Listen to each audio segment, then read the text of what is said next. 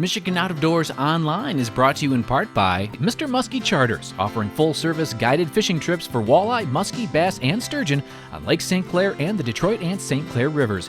Booking information is online at mrmuskiecharters.com. By Tri-County Logging.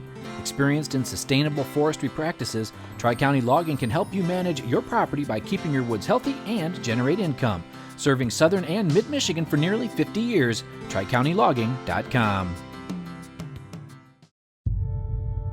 We fight the battles no one hears about.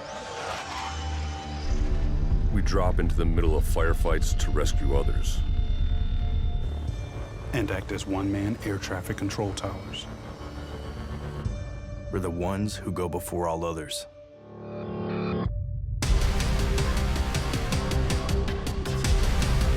Join the fight.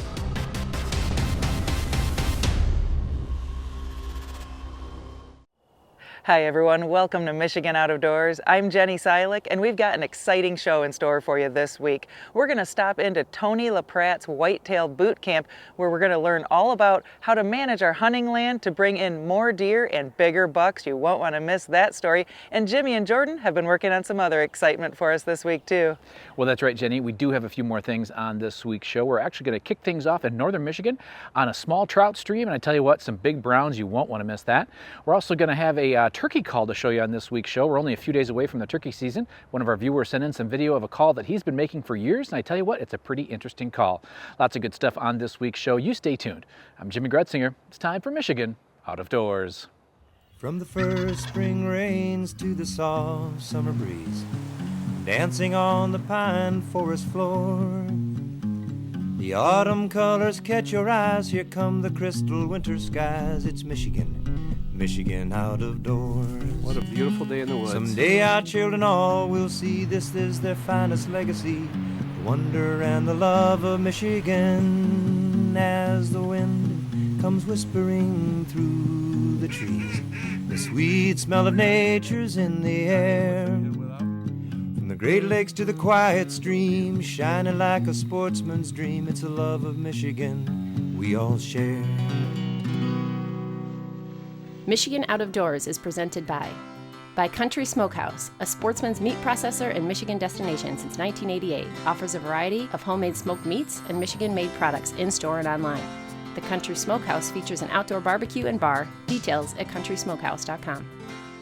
By Alta Equipment Company, providing sales, rentals, service, and parts because uptime matters. From earth moving to landscaping and light construction, Alta offers over 50 brands across 7 Michigan locations to serve you. More information online or 844-GO-2-ALTA.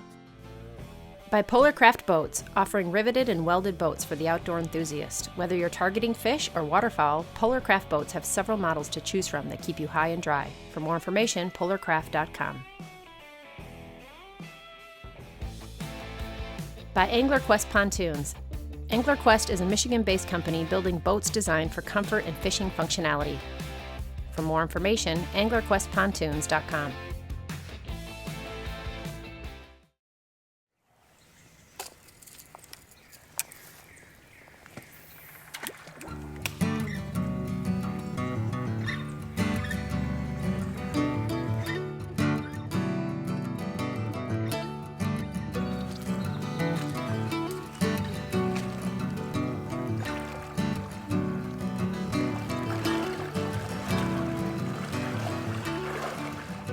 We're in northern Michigan right now, and we're kind of out early spring here looking for some big brown trout. This section of river here has a good amount of large brown trout, so we're trying to catch them here kind of end of winter, fattening up and getting ready for the season. It's pretty too.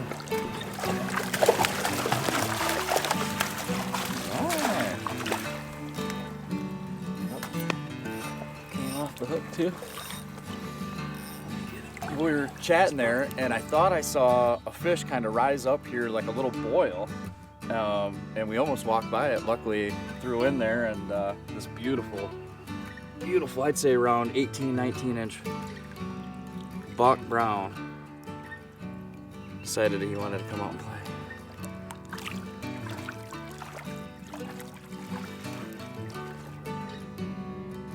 take that. I'll take a nice, 18-inch, 19-inch, beautiful brown too, like that. Yeah. That one was nice and colored up for this time of year, so kind of hoping that's what we continue to see for the rest of the day.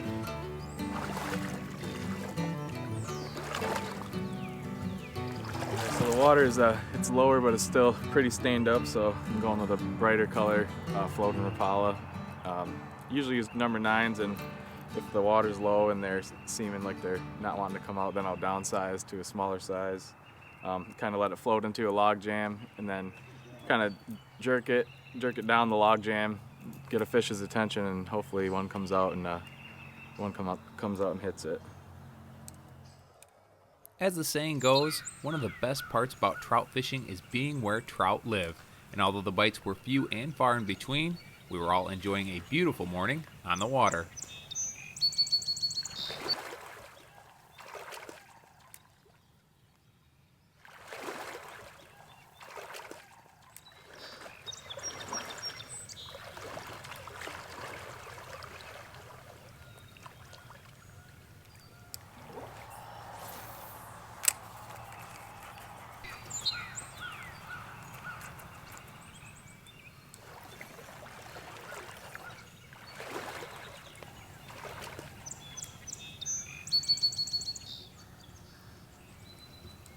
There it was. That was a big fish. As we made our way upriver, we did have a few close calls, but for the most part, the bite was pretty slow. So we decided it was time for a change of scenery. It's been definitely been a bit of a struggle today. We got the nice fish right off the bat. Then the sun came out and shut everything out. We end up having 2 people ahead of us. We found out a little bit later, so we decided to jump on a different stretch. We're getting some cloud cover now, so we're hoping that we get into some more fish now. Nice block, dude.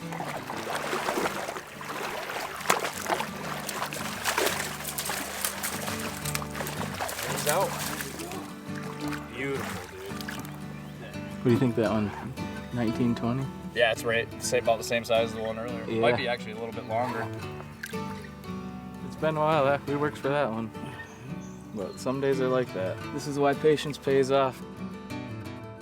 I just love the majestic nature of everything, and getting to see different terrain. And there's so much to explore as far as rivers, creeks, streams, anything. It's endless. I think in Michigan you would never be able to fish every single spot, every single stream. So you could fish new water for the rest of your life, basically, and it's always an adventure. And that's just what keeps me going. You never know what the next cast is going to bring.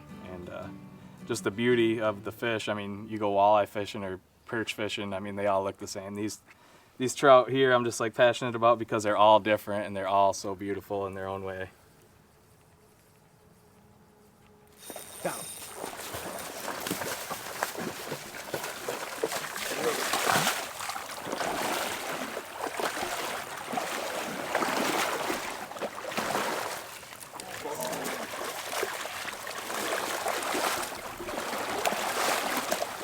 Dude, cool spotting timing too. Beautiful fish, yeah. Big head. Bright red spots.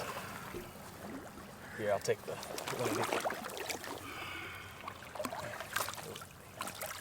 She made me work, huh? Yeah. So we got lucky. We're sitting here. We got some nice structure here on the side. We got kind of a root system that's collected a bunch of debris and a nice undercut bank. Cast it upstream, and we saw her turn right away on the first cast, and we knew she was a nice fish in that 20-inch range. And but she kept turning and kept turning. I want to say I took at least 6 casts probably, and she actually bumped it a couple times. But just bumped it. I think she actually did get the hook a little bit, but it wasn't bad enough to where she was still hungry and she kept coming. So finally, I paused it just right in her strike zone where she hit it, and we got a good fight out of it. Our third fish of the day was once again pushing 20 inches and was returned safe and sound back to the river. Before we moved on, I had Tristan explain exactly what he uses to target these big brown trout. Some of the things you always want to have with you while you're trout fishing are some floaters, and you want to stay in that like F7, F9 range. This is the F9, and then countdowns too for your deeper waters. So I like to carry a variety of countdowns and floaters. I also like to have, you know, some brighter colors, the Fire Tigers, for when you got really stained up water. You know, brings a little extra flash so the fish can see them better. So anything in these matter, and they don't have to be certain brands either. I mean, any kind of plug that kind of imitates a bait fish or even a smaller trout, as you can see, like these brown patterns, you know, they just eat them. They're predators, so the brown trout will absolutely tear these apart. One thing I do like to use is fluorocarbon. I use 6 to 8 pound test fluorocarbon, and I like fluorocarbon because of because it's invisibility. As soon as it gets in the water, it is crystal clear. And I think, you know, when you're fishing smaller water like this, you know, just having that extra invisibility with your line, I think increases the amount of fish you catch. Just walking along and casting some undercuts that we saw just on the way out, and thought I saw a good spot with a root system. Casted the first time and failed to hit, so brought it in and cast it again, and sure enough got this beautiful brown right here. Beautiful black spots on it and healthy fish, definitely. Day's gone pretty good. The second half is way better. The first half we struggled definitely to find the fish. Like Tristan said earlier, we had some people jumping in front of us.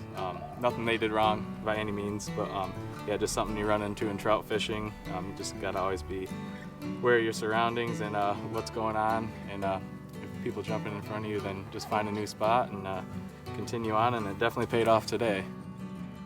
We worked pretty hard for our 4 trout on this trip, but they were all nice ones, which was the goal from the very beginning.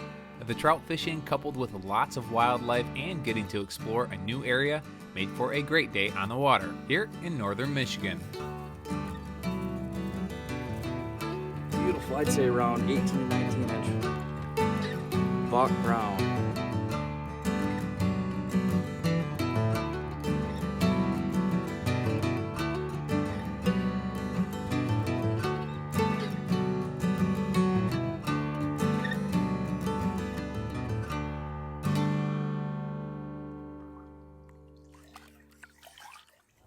If you like hunting whitetails and live here in Michigan, you've probably heard of Tony Lapratt. He has decades of knowledge, and he's passing it on to others on how to bring more whitetails onto your hunting property.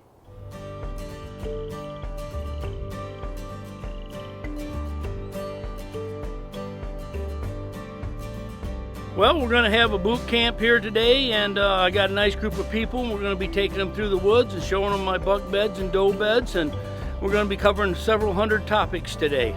So everyone's always excited, and so am I. I never get tired of this. So what we're going to do is introduce everybody, and then we're going to be heading out to the woods and walking and looking at all the stuff that I have created over the last 30-some years.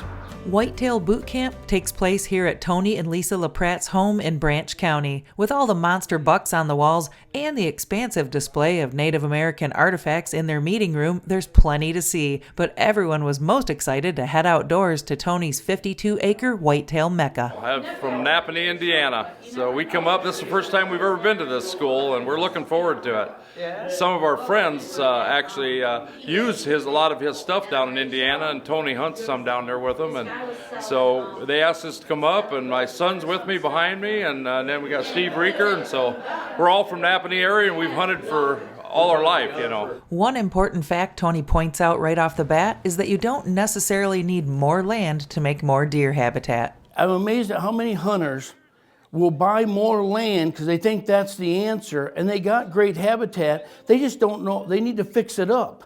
And the average property I walk is only at 10% of its whitetail potential.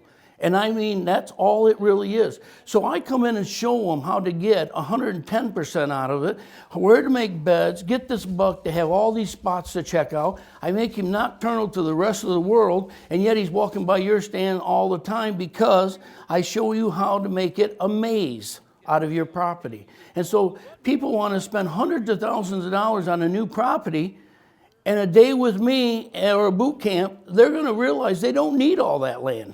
The amount of knowledge Tony has gained in his 30-plus years of whitetail land management and researching deer behavior is mind-boggling. When he says he covers 400 topics in his 2-day boot camp, he's not joking. And the folks that say his tips and tactics are a bit crazy have a complete change of heart by the time they leave this course. A few of the topics Tony teaches are how to develop bedding, feeding, and social areas, rubs, scrapes, and sneak trails designed to attract and hold more deer in an area. Tony's system works on small and large pieces of land. So a lot of people out there will hire me and they only have 10, 20 acres. Now we can't make it a mecca paradise for big bucks, but I can get them to kill a big buck in an area because what we do, we create that thing as a social hub. So now what we do is go in there and show him how to break up the food plots, how to get the bucks making tons of rubs and scrapes on that property and make it so it's a daily stop for that buck.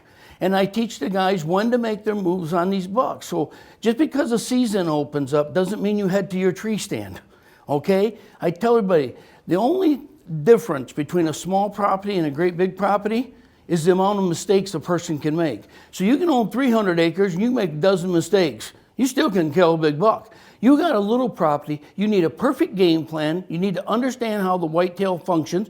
You create it, when you make your move, in a few days you'll have that buck killed. I only hunt 2 to 3 days a year to shoot my big bucks. Another key point Tony teaches is looking for opportunities to create a hard edge on your land, a natural or artificial edge that a buck finds easy and safe to travel along to check scrapes and make rubs, increasing the amount of time they spend on your land. And the more time you can keep a buck working your land, the better your odds will be for a successful hunt come fall.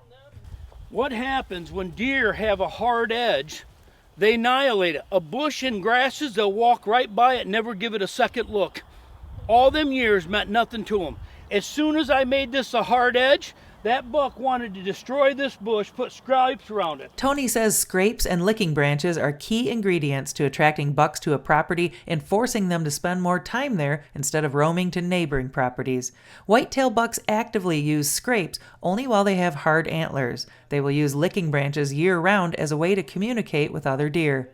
Tony says one big mistake landowners make is to trim all of their low-hanging branches, basically removing licking branches bucks may be using. Lick it, put their forehead gland on it, and they walk away. The next buck will come right in. They cannot help themselves. So what I'm going to do is I'm just going to cut small pieces of cedar and willow and basswood that they won't leave alone. Just lag to countersink it and put a screw in there and put them on the inside corners where they like to rub anyhow. And now I can change it every couple years. When I started out in the boot camp, I said, guys, I'm not here to put down other outdoor writers or organizations, but I do research. And then I tell everybody, you know, I don't agree with most things. So I'm out doing all these tests, and I do tests for like 5 years. I lay a property out or a field a certain way. I watch how the deer utilize it. Then I go in and totally change it, and I learn what's the way to set that up the best way for killing big bucks. And it's amazing how once you get one thing figured out, it leads to another. So I'm constantly doing research. I've got stuff going on right now, but I'm controlling these bucks and getting them to move by my stand. I control where they scrape, where they don't scrape, where they bed, and where the does bed. So bucks and does are totally different. Does like to bed close to food sources. They're more for convenient. The buck, he needs a certain area that's special. They're more elusive, and I show people how to make them. So Jim, is this your first boot camp? No, it's my fifth one. Fifth? Fifth. Why do you keep coming back? Because he always has something new every couple of years, so he always something new to learn. All right, and has it worked for you on your land? Yes, it has. Awesome. I wouldn't keep coming back if it wasn't. All right, cool. At the end of day one, I checked in with a couple of Whitetail boot camp participants. So now that you've got a day under your belt of boot camp, what's your opinion? What are you thinking? Oh man, it's unbelievable. I mean, he almost thinks like a deer, you know? That was most amazing, how all the cover and how everything is tied together. So I'm really looking forward to trying that in my woods back home and see if it'll work, you know. I'm sure it will, the way it looks up back here today. Have you been to boot camp before? Yep. And? This is about the fourth time. Really? I love it. So we've a couple of guys that have been here several times. Why do you come back? I like seeing the new stuff he does. He's always doing something new. Zach and Miles Miller from Indiana brought some of their big bucks to show off thanks to Tony's program. And did Tony help you somehow? Oh yeah, for sure. He came out, he helped us set everything up, helped us put out our blinds, stands, showed us what to do, everything, and the rest is history. So you brought him here to show him? Yeah, we did, yep. All these bucks, so this one's 151, 156, 166, all killed off of the same area. And it was all Tony coming out and doing the property management, and we implementing it and putting the work in. So this is not your first boot camp, or is it? No, I've been here, this will be my 4th boot camp. And my dad said he learned more in 10 minutes than he had picked up from magazines in his 4 years. Wow. The proof is in the pudding, as they say, and not only with the hunters Tony has helped. One look at his trophy room speaks volumes to Tony's 35-year streak of success on record book whitetails. 3/4 of all the bucks he has hanging were taken right here on his 52-acre property in Branch County. It's safe to say Tony Lapratt isn't your average deer hunter. My credit goes back to being a trapper. See, when you're a trapper, you have to have the animal put his foot in a 50-cent piece, basically. So I look at the area, and a trapper rearranges everything in the area to put his trap. So when I started hunting, all the deer runs were way over here and there were no big trees. And my mind is, I need to have the big tree where it'll hide me because I'm a big guy. And then I moved all the deer runs to my stand. I moved scrape trees to my stand. And so what I do is I rearrange the woods and make the buck come to me. But I start off with laying a property out. I pick all the stands and build the whole system around the stand locations. That's why they're always in the perfect spot. After 30 years of working his ultimate land management program at clients' personal properties and 18 years of teaching whitetail boot camp at his own farm, Tony has built a catalog of deer research and behavior, but he is still learning every time he's outdoors. And every day I'm in the whitetail world learning stuff from other people's property, seeing different things. And it's like a giant classroom every day to me. Now you add a guy that thinks a little different, creative mind like I have on the whitetail world, and all of a sudden I'm coming up with nighttime bedding areas, where they lay at night so you can get by them, the ultimate lookout for bucks. And these are things when people come, you know, they are amazed at this stuff that I show them. There's like 400 pieces of this whitetail puzzle, and most people have a lot of pieces of the puzzle, but it only takes 1 or 2 in the wrong spot that you don't know to make the system click. It's safe to say Tony Lapratt is a puzzle master when it comes to putting the pieces together for a top-notch whitetail property that produces big bucks.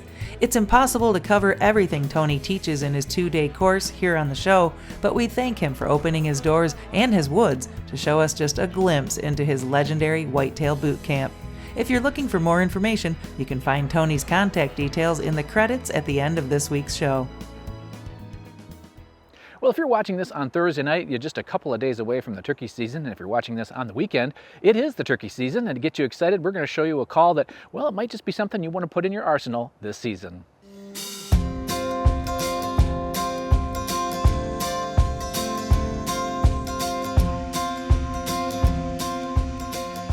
One of the best parts about the turkey season is just getting ready for the season. Firing up the old calls and locating all your gear, well, that's just part of the fun. And when it comes to calls, many of us have a lot of them, which is what drew my interest to this call, which is 4 calls in 1.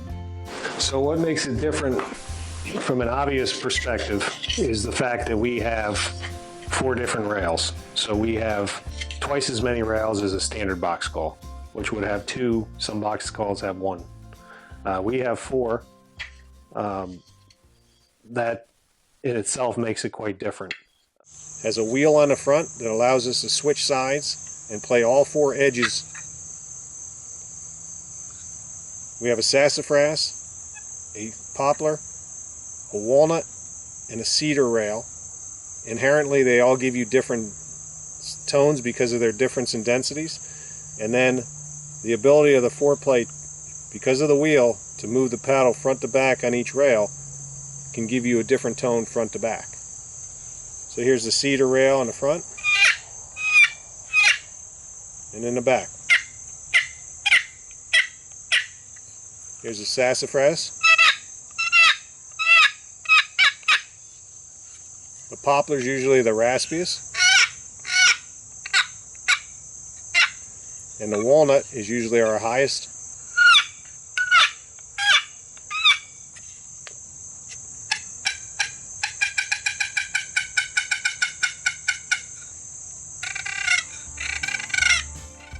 So whether it's a box call, a slate, a mouth call, or a fancy wingbone call, just get out and enjoy the turkey season. If you'd like to know more about John's calls, we will have his info in the credits of the show.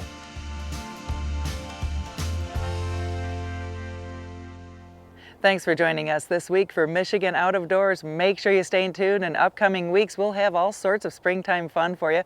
We'll be headed out to the turkey woods, out onto the water for walleyes, all sorts of exciting things headed your way. If you'd like to see where we are and where we're headed next, you can always check us out online. Well, that's right, Jenny. Online, always a great way to kind of keep tabs on us. You can do that through our website, our different social media platforms, as well as YouTube. If you're ever on there, you can subscribe to our channel and get an email every time we post something new. And we should be bringing you lots of new stuff over the next several weeks as the turkey season kicks off and all the good spring fishing. So get out and enjoy all that our great state has to offer. And if we don't see you in the woods or on the water, hopefully we'll see you right back here next week on your PBS station. Michigan Out of Doors is presented by. Do you dream of somewhere bigger than your backyard? You can get there with Greenstone. Whether you want to hunt, fish, hike, or just watch the sunset, we're ready to help you own your place in the great outdoors. To learn more, visit greenstonefcs.com. By Greenmark Equipment. Greenmark Equipment is a John Deere dealership network in southwest Michigan and northern Indiana. Greenmark provides sales and services to farmers, commercial businesses, large property owners, and homeowners. Information about pricing and products available can be found online at greenmarkequipment.com. Closed captioning provided by Marvo Mineral, makers of Lucky Buck, deer management products including minerals to supplement deer diets year-round to improve health and antler growth. When I wander far away, a dream stays with me night and day. It's the road that leads to my home state. I am a Michigan man. Changing seasons paint the scene like rainbow trout in a hidden stream. The white-tailed deer in the tall pine trees. I am a Michigan man. I am a Michigan man. Ask where I'm from and I'll show you my hands. Lord above, I love this land. I am a Michigan man. From the Keweenaw down to St. Joe, Kalamazoo, East to Monroe, to St. Marie and back again. I am a Michigan man.